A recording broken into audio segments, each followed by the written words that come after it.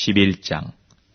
믿음은 바라는 것들의 실상이요 보지 못하는 것들의 증거니 선진들이 이로써 증거를 얻었느니라. 믿음으로 모든 세계가 하나님의 말씀으로 지어진 줄을 우리가 아나니 보이는 것은 나타난 것으로 말미암아 된 것이 아니니라. 믿음으로 아벨은 가인보다 더 나은 제사를 하나님께 드림으로 의로운 자라 하시는 증거를 얻었으니 하나님이 그 예물에 대하여 증거하심이라. 저가 죽었으나 그 믿음으로써 오히려 말하느니라. 믿음으로 에녹은 죽음을 보지 않고 옮기었으니 하나님이 저를 옮기심으로 다시 보이지 아니하니라. 저는 옮기기 전에 하나님을 기쁘시게 하는 자라 하는 증거를 받았느니라.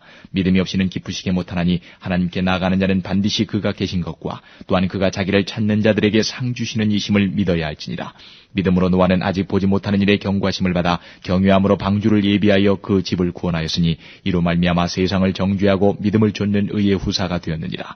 믿음으로 아브라함은 부르심을 받았을 때에 순종하여 장래 기업으로 받을 땅에 나갈새 갈 바를 알지 못하고 나갔으며 믿음으로 저가 외방에 있는 것 같이 약속하신 땅에 우거하여 동일한 약속을 유업으로 함께 받은 이삭과 야곱으로 더불어 장막에 거하였으니 이는 하나님의 경영하시고 지으실 터가 있는 성을 바랐음이니라. 믿음으로 사라 자신도 나이 늙어 단산하였으나 잉태하는 힘을 얻었으니 이는 약속하신 이를 미쁘신 줄 알미라. 이러므로 죽은 자와 방불한 한 사람으로 말미암아 하늘의 허다한 별과 또 해변의 무수한 모래와 같이 많이 생육하였느니라. 이 사람들은 다 믿음을 따라 죽었으며 약속을 받지 못하였으되 그것들을 멀리서 보고 환영하며 또 땅에서는 외국인과 나그네로라 증거하였으니 이같이 말하는 자들은 본향 찾는 것을 나타냅니다. 저희가 나온 바 본향을 생각하였다면 돌아갈 기회가 있었으려니와 저희가 이제는 더 나은 본향을 사모하니 곧 하늘에 있는 것이라.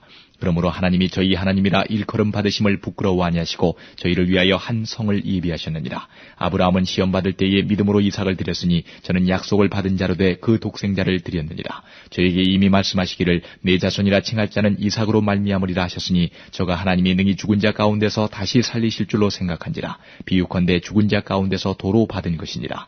믿음으로 이삭은 장차 오는 일에 대하여 야곱과 에서에게 축복하였으며 믿음으로 야곱은 죽을 때에 요셉의 각 아들에게 축복하고 그 지팡이 머리에 의지하여 경배하였으며 믿음으로 요셉은 임종시에 이스라엘 자손들에 떠날 것을 말하고 또 자기 해고를 위하여 명하였으며 믿음으로 모세가 났을 때에 그 부모가 아름다운 아이임을 보고 석 달 동안 숨겨 임금의 명령을 무서워 아니하였으며 믿음으로 모세는 장성하여 바로의 공주의 아들이라 칭함을 거절하고 도리어 하나님의 백성과 함께 고난받기를 잠시 죄악의 낙을 누리는 것보다 더 좋아하고 그리스도를 위하여 받는 능욕을 애굽의 모든 보화보다 더 큰 재물로 여겼으니 이는 상주심을 바라봅니다.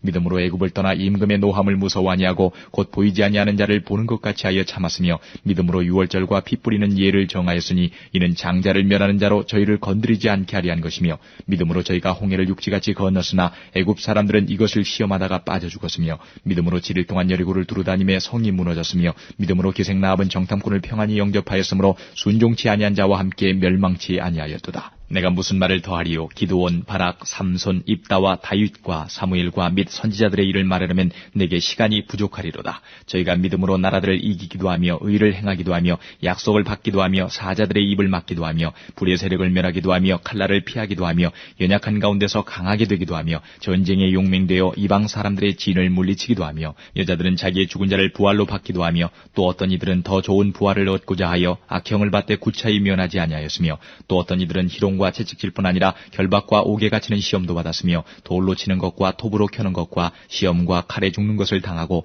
양과 염소의 가죽을 입고 유리하여 궁핍과 환난과 학대를 받았으니 이런 사람은 세상이 감당치 못하도다. 저희가 광야와 산중과 암열과 토굴에 유리하였느니라. 이 사람들이 다 믿음으로 말미암아 증거를 받았으나 약속을 받지 못하였으니 이는 하나님이 우리를 위하여 더 좋은 것을 예비하셨은즉 우리가 아니면 저희로 온전함을 이루지 못하게 하려 하심이니라. Faith in what we don't see. Chapter 11. The fundamental fact of existence is that this trust in God, this faith, is the firm foundation under everything that makes life worth living. It's our handle on what we can't see. The act of faith is what distinguished our ancestors, set them above the crowd. By faith, we see the world called into existence by God's word, what we see created by what we don't see. By an act of faith, Abel brought a better sacrifice to God than Cain. It was what he believed, not what he brought, that made the difference. That's what God noticed and approved as righteous. After all these centuries, that belief continues to catch our notice. By an act of faith, Enoch skipped death completely. They looked all over and couldn't find him because God had taken him. We know on the basis of reliable testimony that before he was taken, he pleased God.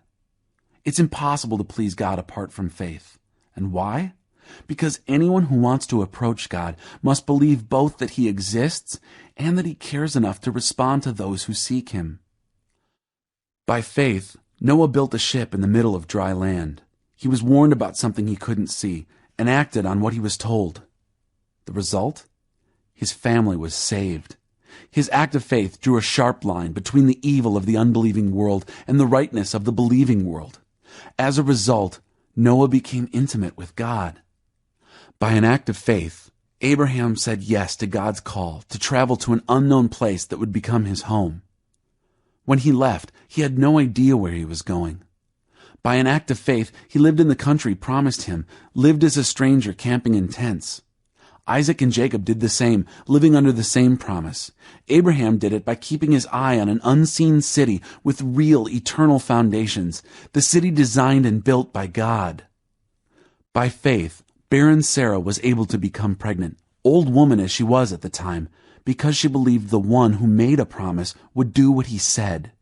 That's how it happened that from one man's dead and shriveled loins there are now people numbering into the millions. Each one of these people of faith died not yet having in hand what was promised, but still believing. How did they do it? They saw it way off in the distance, waved their greeting, and accepted the fact that they were transients in this world. People who live this way make it plain that they are looking for their true home. If they were homesick for the old country, they could have gone back any time they wanted. But they were after a far better country than that. Heaven country. You can see why God is so proud of them and has a city waiting for them. By faith, Abraham, at the time of testing, offered Isaac back to God. Acting in faith, he was as ready to return the promised son, his only son, as he had been to receive him. And this after he had already been told, "Your descendants shall come from Isaac." Abraham figured that if God wanted to, he could raise the dead.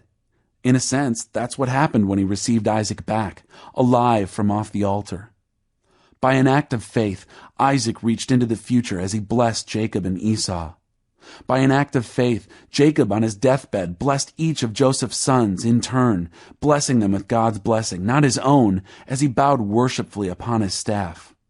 By an act of faith, Joseph, while dying, prophesied the exodus of Israel and made arrangements for his own burial. By an act of faith, Moses' parents hid him away for 3 months after his birth. They saw the child's beauty, and they braved the king's decree. By faith, Moses, when grown, refused the privileges of the Egyptian royal house.